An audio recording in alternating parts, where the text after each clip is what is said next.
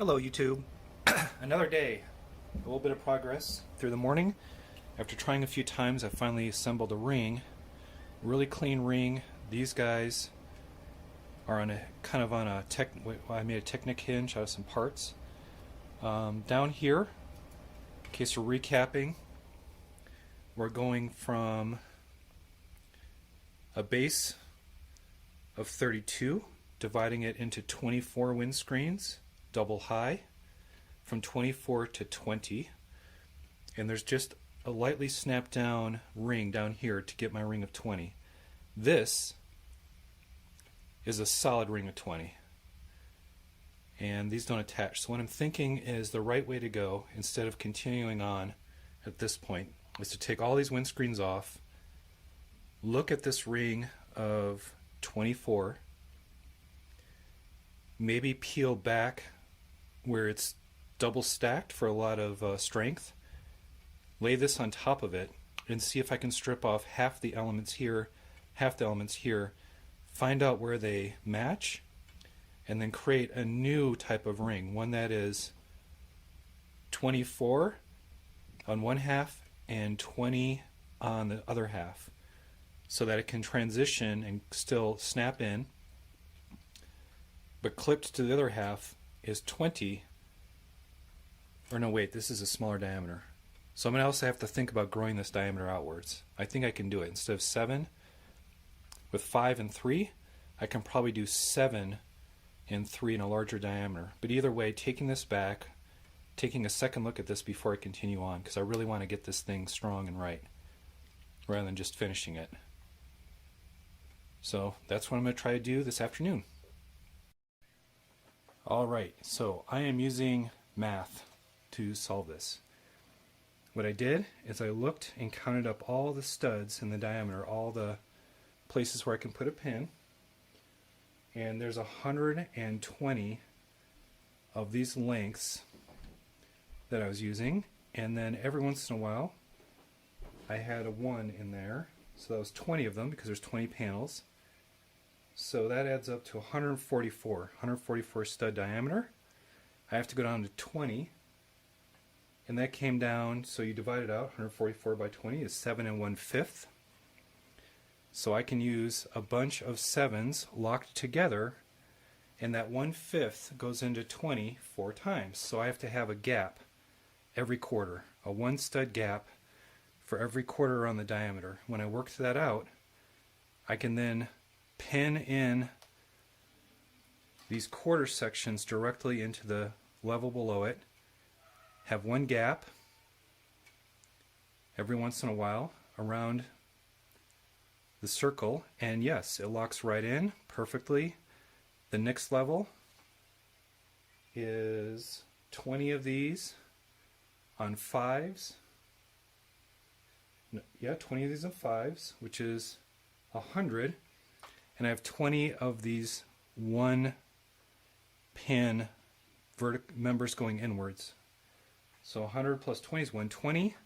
I need to get down to 16. Going from 16, that is 7.5, meaning that I can use these 7s directly butted against each other.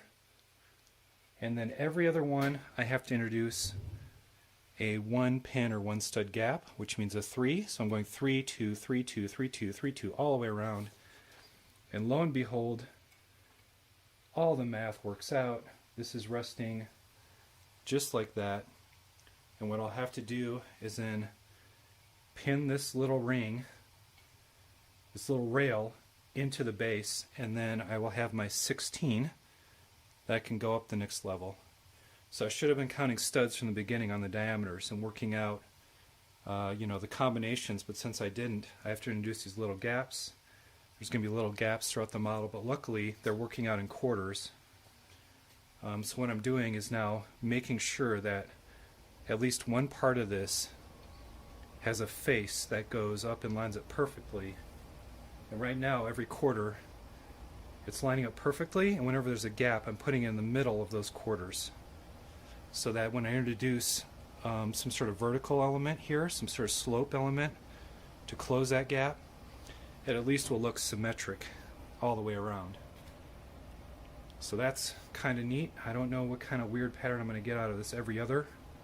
We'll have to see, but what I've done is I put some pink studs on one plate that's going to be my front. That will always have the clean line going up the top, whereas everything else will kind of get a little disorganized as you look around it. But in order to orient myself, I've put in some pink studs, so I always know there's that one place where the seam's going to run all the way up in one continuous line and not have some sort of strange offset occurring. So that's good knowledge, good progress. So I'll just keep building. All right, 16 and now a ring of 12. This ring designer we used from the other model. It's nice and strong. And once again going down by quarters, so I'm using braces. And the newest invention is being able to kind of move everything inward. So a lot of these last couple levels, these aren't even structural, which is pretty cool. So if I kind of start folding them in, I can actually get inside, I can work on it, open and close it. It's pretty fun. So now I'm going to do the same thing, starting to angle them hopefully at a more severe degree to finally cap this thing off with 6. So 12, 6, done. All right, a full day's worth of work, and the last one is in. This is a hexagon. I was going to copy the one I used before, but this one wound up being a lot better. And I haven't put any side to side or triangulation, so this will wobble if I push it. It's just kind of standing up on its own. But yeah, I've got the whole thing down, and I'll just shoot a video, a satisfaction video of all of these things are currently hinged down, so I can reach inside. I'll close them all up and we'll see how it looks. All right, let's close this thing up. All done. All done. So hopefully there is this wonderful, lovely conclusion to building this dome. And I haven't even done any styling, which is hilarious. This is just the fundamental background of it.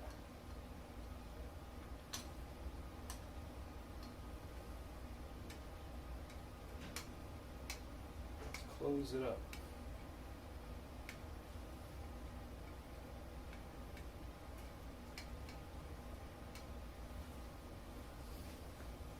Stand back. How's it look? Looks like a dome to me. All right.